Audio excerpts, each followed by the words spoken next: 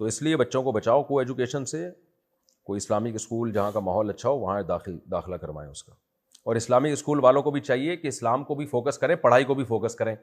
Islamic school والوں نے آدھی آدھی پنڈلیوں تک شلواروں والے ٹیچر تو رکھے ہوتے ہیں اور داڑیاں اتنی بڑی بڑی، آتا واتا ان ٹیچروں کو کچھ نہیں ہے.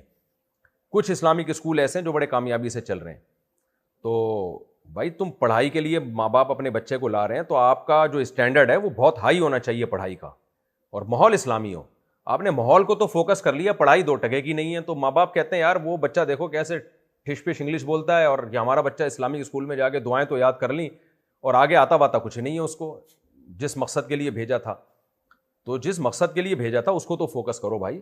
کچھ اسکول ایسے، میں ان کے نام اس لیے نہیں لوں گا کہ میں کسی اسکول کی پبلسٹی کے لیے نہیں بیٹھا، لیکن اسلامک اسکولوں کو بھی چاہیے کہ وہ کچھ اسٹینڈرڈ رکھیں اپنا، اور باقاعدہ ایجوکیشن میں ماہر جو پروفیشنل لوگ ہیں، ٹیچر ہیں، وہ رکھیں. اور مینجمنٹ بھی کوئی پروفیشنل لوگوں کی جن کو اسکول چلانے کا تجربہ ہو.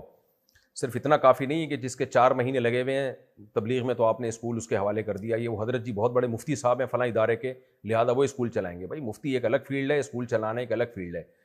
تو یہ ہوتا ہے پھر اسلامک اسکولوں میں کہ جی وہ چونکہ بہت بڑے اللہ والے ہیں تو اسکول وہ ان کے حوالے کر دو. تو تجربہ ہوتا ہے. کلینک آپ میرے حوالے کلینک کر دیں کہ مفتی صاحب سے ہم مسائل کا علم سیکھتے ہیں لہذا یہ ہسپتال مفتی صاحب چلائیں گے، تو میں تو نہیں چلا سکتا بھائی ہسپتال، بیڑا غرق کر دوں گا.